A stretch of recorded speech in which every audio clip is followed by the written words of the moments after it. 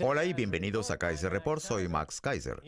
A principios de esta semana, Bob Benmosche, director general del gigante de los seguros AIG, que fue rescatado con 85.000 millones procedentes del bolsillo del contribuyente estadounidense, afirmó que la negativa del Congreso a pagar primas a los ejecutivos de la fraudulenta unidad de productos financieros de la empresa era, y cito textualmente, tan horrible como el linchamiento al que se sometía a los negros en el sur profundo de Estados Unidos. Déjeme que le diga algo, Bob. Si la unidad de productos financieros de AIG fuera perseguida por una multitud de contribuyentes enojados e inversores estafados blandiendo horquetas y horcas, como usted sugiere en una entrevista, es posible que la historia lo acabara considerando una gran injusticia, una mancha en el alma de la población que reprimió con violencia a los banqueros inocentes, ateniéndose simplemente al color de sus derivados. Pero lo dudo. Stacy, ¿qué está pasando aquí?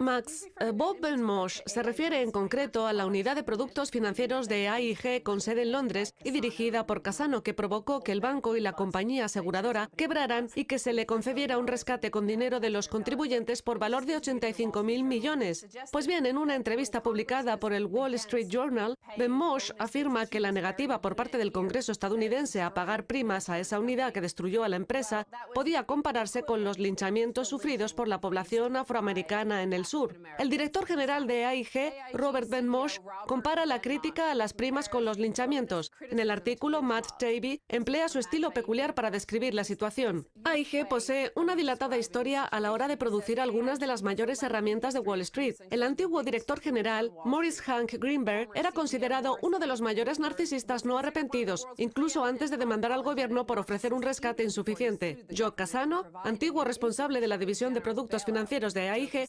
constituye otro ejemplo de ello, al haber hecho caso omiso a los contables, que le advirtieron de que su cartera de cientos de miles de millones de apuestas no colateralizadas podría destruir el mundo. Además de eso, Cassano compareció ante el Congreso de Estados Unidos y reprendió a sus miembros por no darle el dinero que quería. Muy bien. Los ejecutivos de AIG, que no solo cobran dinero de los contribuyentes, sino que además reciben primas, se sienten perseguidos y tratados de forma similar a cuando se linchaba, torturaba, violaba y asesinaba a los esclavos negros en el sur profundo. Ese blanquito de Wall Street ve un parentesco con el linchamiento que sufrían los negros. A la luz de esa revelación, la población negra de Estados Unidos debería exigir daños y perjuicios por haber ayudado a construir la nación.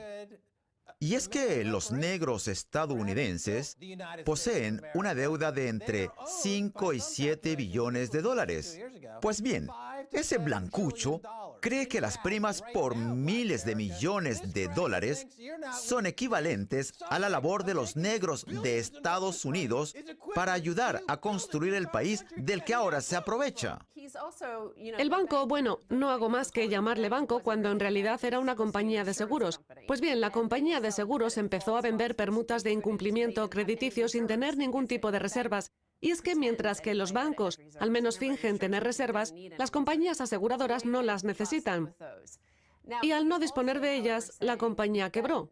Ahora bien, Bob Benmosche no solo considera que no tuvieron ninguna responsabilidad en ello, sino que además les echa la culpa a los ciudadanos que contrajeron hipotecas que no podían pagar y a las naciones europeas que quebraron. Lo cierto es que la población negra de Estados Unidos sufrió un nuevo linchamiento. Sí, sí. AIG y el mercado de las permutas de incumplimiento crediticio alimentaron la crisis de las hipotecas basura, que provocó la ejecución de las hipotecas que los ciudadanos negros habían contraído para adquirir viviendas, vendidas de forma fraudulenta por el Bank of America y del Citigroup. Si sumamos los productos no relacionados con los seguros que les vendió AIG, llegamos a la mayor confiscación de riqueza jamás vista. Además, los negros engrosan la población carcelaria de Estados Unidos. Tengo un nuevo producto para los seguros, el seguro para negros. Si uno nace negro en Estados Unidos, tiene el 80% de acabar en la cárcel. Si una madre tiene un hijo negro, hágale un seguro para negros. Su hijo acabará en la cárcel y tiene que pagarlo ya. Señores de AIG, ahí tienen un buen negocio. ¿Por qué no invierten en seguro para negros? Ese tipo es detestable. No soporto que personas de esa clase se consideren estadounidenses. Cabe recordar que los linchamientos no terminaron con el fin de la esclavitud, sino que se prolongaron hasta incluso los años 60 del siglo XX. Pero eso sí, la gente del sur no hacía colas en la calle para ser linchada. Sin embargo, en la actualidad, todos los estadounidenses hacen cola para ser como el director general de AIG, Ben Mosh. Hay que ver qué difícil resulta pronunciarlo. Bien, el siguiente titular dice así: ¿debería preocuparnos que el sector financiero no productivo se esté llevando a los mejores? El artículo escrito por Robert Shiller señala que el valor económico que suponen para la sociedad los talentos más brillantes que trabajan en las otras finanzas, tan de moda hoy en día, aún está por determinarse. Recuerda que todo el mundo hace cola para convertirse en alguien parecido al director general de AIG. Eso es lo que todo el mundo quiere. Un estudio sobre las universidades de élite estadounidenses, realizado por Catherine Rumpel, reveló que en el 2006, justo antes del inicio de la crisis financiera, el 25% de los graduados en Harvard, el 24% en Yale y un apabullante 46% en Princeton iniciaban su carrera profesional en el sector de las finanzas. Porque quieren que los linchen, como a ese tipo de AIG. A eso aspira la gente de Estados Unidos, a que los linchen. El 25% de los graduados de Harvard dice: quiero que me ahorquen como a los negros en el sur. ¿Puedo entrar en el negocio de las finanzas? Soy una víctima. Me han obligado a aceptar miles de millones en primas. Soy una víctima, no puedo soportarlo, me están linchando. No me extrañaría que James Brown se levantase de su tumba. Ese es el gran problema de Estados Unidos. Desde que James Brown nos dejó, hay una ausencia total de funk. Es cierto que Bob Ben Mosh trabaja en el sector financiero al frente de una compañía aseguradora. Sin embargo, lo hace en lo que podríamos denominar otros servicios financieros. Veamos qué quiere decir eso. Según un estudio llevado a cabo por Thomas Philippon y Ariel Reshev, la mayor parte del incremento de la actividad financiera se ha producido en los ámbitos más especulativos, en detrimento de las finanzas tradicionales. Desde 1950 hasta el 2006, los productos relacionados con el crédito, préstamos y otras operaciones bancarias tradicionales disminuyeron en comparación con otras finanzas: garantías, materias primas, capital de riesgo y capital privado, fondos de cobertura, monopolios y otras actividades de inversión como las operaciones de los bancos de inversión. En el caso de AIG y de Bob Ben Mosh, la unidad de productos financieros incluía productos como obligaciones y garantías de deuda colateralizadas que saltaron por los aires. Básicamente, lo que significa que los graduados de esas universidades acudirán a Wall Street y adquirirán una gran deuda que nunca saldarán. Además, se inventará una forma matemática de clasificar la deuda en otra categoría que hará que nunca se salde. Por su parte, AIG seguirá operando con permutas de incumplimiento crediticio no colateralizadas ni aseguradas de ninguna manera y afirmará que se puede operar con ellas, a pesar de apoyarse en garantías que no tienen ningún valor o que se basan sobre otras deudas que a su vez no tienen ningún tipo de garantía. Se trata de una estafa Ponzi que mueve $700 billones y que, con casi total seguridad, provocará grandes revueltas sociales, el estallido de la burbuja de la deuda y una reconfiguración total de la geopolítica tal y como la conocemos hoy. Los países BRICS les dirán a Estados Unidos y al Reino Unido: mátense. Antes hablaste de la esclavitud. Pues bien, Robert Shiller utiliza en su artículo el concepto de las cadenas al considerar a las personas como Bob Ben Mosh y a todas las demás que trabajan en otros servicios financieros, los nuevos señores feudales que han colocado cadenas por todo el puente para evitar que la gente que antes podía cruzar libremente pueda atravesarlo. Se han situado en medio de un comercio que fluía con libertad para intentar conseguir dinero. Sí, y una de las formas en que las cadenas se ponen de manifiesto es cuando la inflación aumenta, cuando la gente se ve obligada a pagar más por los alimentos, el gas, la sanidad, la educación. Ese es el costo que supone colocar esas cadenas de forma artificial, de forma que el acceso al capital se vea limitado a aquellos que conozcan a Bob Ben Mosh y su programa de terrorismo financiero. Míreme y líncheme. ¿A qué se atreve? Se merece una bofetada. Bien, hablando del sistema neofeudal al que hace referencia Shiller y que provoca que nuestros mejores talentos acudan a él, hay otros no tan brillantes que también quieren entrar en ese mundo. Me refiero a los políticos. Dinero, dinero, dinero, dinero. El titular habla sobre Bill Clinton. Si los estadounidenses están preocupados por la forma en que se utiliza el dinero en la política, no hay mayor preocupación que la que rodea a los Clinton, acomodados en un mundo en el que unos ricos no dejan de rascarles la espalda a otros. Bill Clinton, que cobró $700.000 por un discurso para una empresa en Nigeria, ganó el año pasado $17 millones. Por su parte, Hillary Clinton percibe en la actualidad $200.000 por discurso. Pues bien, desde que dejara el poder en el 2001, Bill Clinton ha cobrado $106 millones por hacer discursos para diferentes empresas. Bien, Al Gore ha cobrado $500 millones desde que dejara el poder. Bill Clinton, 106 millones. Tony Blair, otros muchos millones. Y Barack Obama cobrará $100 millones. Y es que ser presidente o primer ministro ya no es lo máximo a lo que uno puede aspirar. Ahora es solo un elemento más para el currículum, para intentar conseguir que un gran banco lo contrate como asesor. Tengo entendido que admitieron a Bill Clinton en el Salón de la Fama de los Negros. Así es. Pero Bill Clinton no es negro. Yo, personalmente, soy más negro que él. Bill Clinton es la viva imagen de un blanquito. No es negro en nada, en absoluto. Comparado con Bill Clinton, yo soy James Brown. Desde aquí, le reto a que se siente en esa silla y demuestre al mundo quién es más negro, si él o Max Keiser. ¡Le reto! De nuevo, tenemos al presidente de Estados Unidos que determina cuáles deben ser las políticas y las normas y cómo debe aplicarse la justicia en Estados Unidos. Así pues, por un lado, tenemos a Bob Benmosche, que se queja de que a la gente no le guste que cobre primas enormes, a pesar de que el Congreso lo proteja y le conceda un rescate por valor de $85.000 millones. Y por otro, a todas las víctimas de las hipotecas basura, cuya riqueza fue confiscada, lo que constituye la mayor confiscación de riqueza que haya sufrido la población negra desde la época de la esclavitud. Sí, aún recuerdo la época del movimiento Black is Beautiful, pero de eso ya no queda nada, en absoluto. El hombre negro, estadounidense, ha desaparecido. Solo queda Bob Benmosche. Bien, Stacey, gracias por estar en Keiser Report. Gracias a ti, Max. No se pierdan la segunda parte, hablaremos con George Galloway.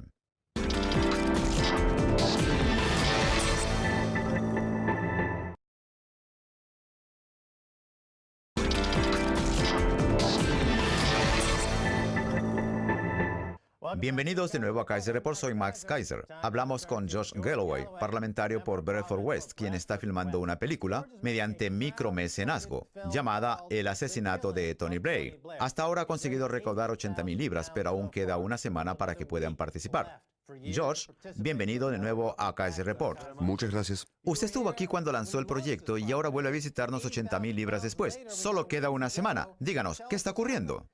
Bueno, espero llegar a las 100.000 libras para que la cifra sea redonda. Aún nos queda una semana y creo que podremos lograrlo. Habrá una tormenta en Twitter, en Facebook y en Internet para intentar llegar a esa cifra.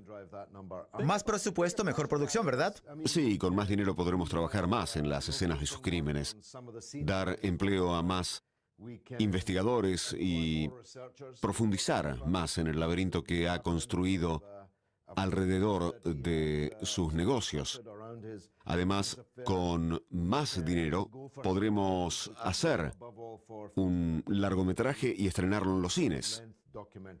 Aún queda una semana, pero si consigue recaudar 100.000 libras y con todo el interés que el proyecto está despertando, existe la posibilidad de que pueda aumentar el presupuesto, participar en festivales como el de Sundance y que el asesinato de Tony Blair compita de igual a igual con otros documentales. Quisiera hablar del concepto de micromecenazgo. A pesar de su popularidad en todo el mundo, los medios del Reino Unido, controlados por las grandes empresas, no se hacen demasiado eco de sus actividades.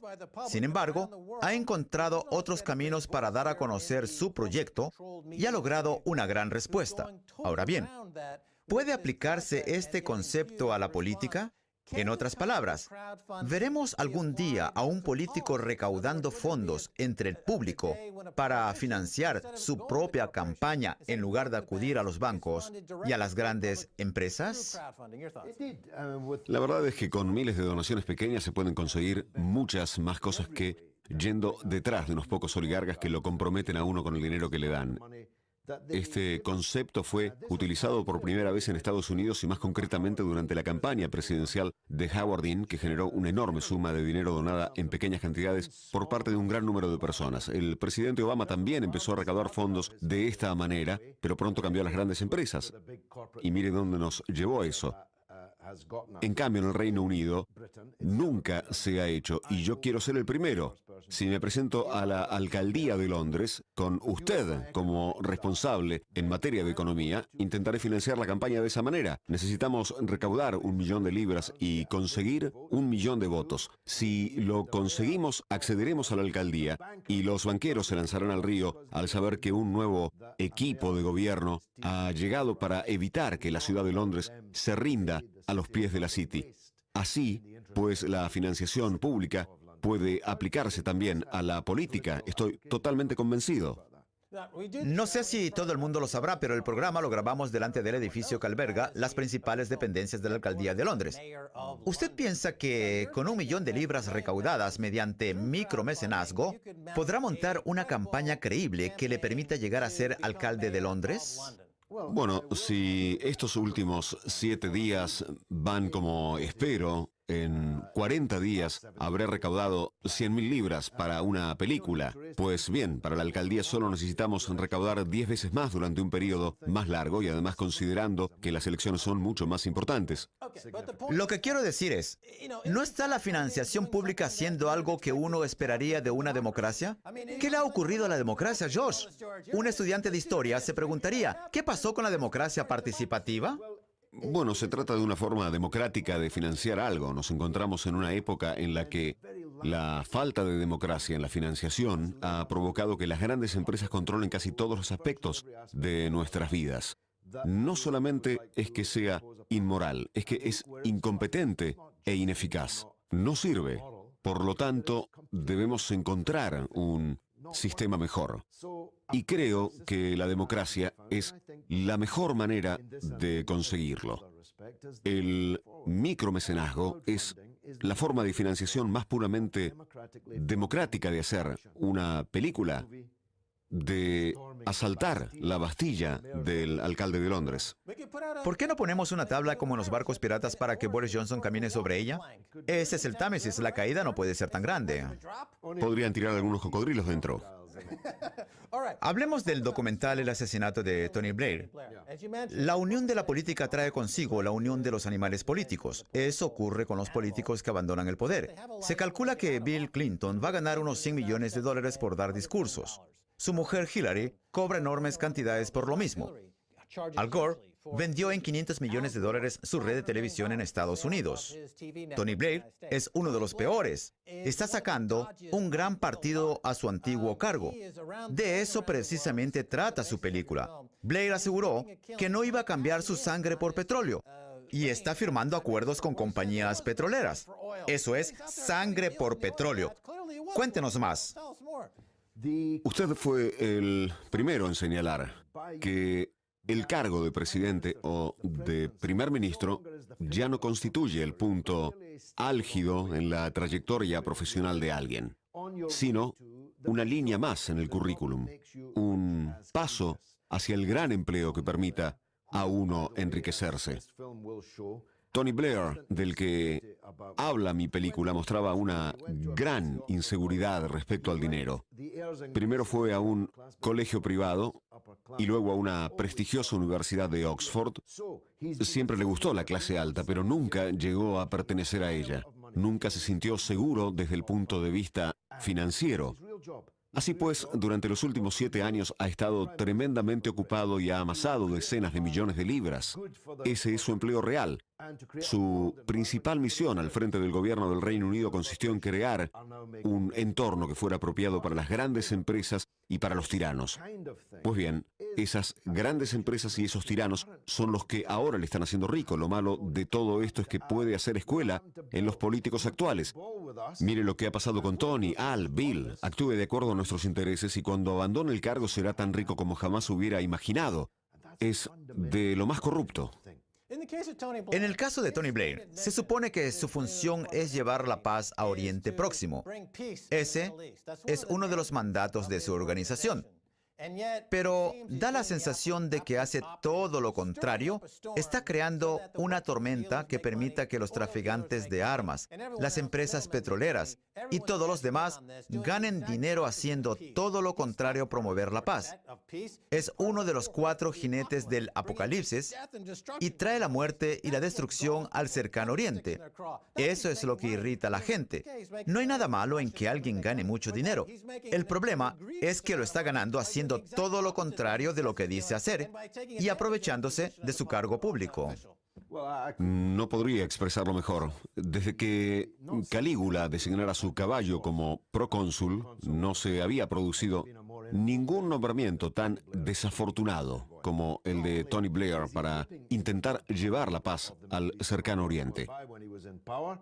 No solo se benefició de la sangre derramada cuando estaba en el poder, sino que ha provocado y apoyado una guerra tras otra en la región. No pretendemos ver cómo un miembro del cuarteto lo expulsa. Pretendemos ver cómo se cierra tras él la puerta de la celda de La Haya, puesto que creemos que debería ser juzgado por crímenes contra la humanidad y crímenes de guerra en la Corte Penal Internacional, cuya creación él mismo apoyó.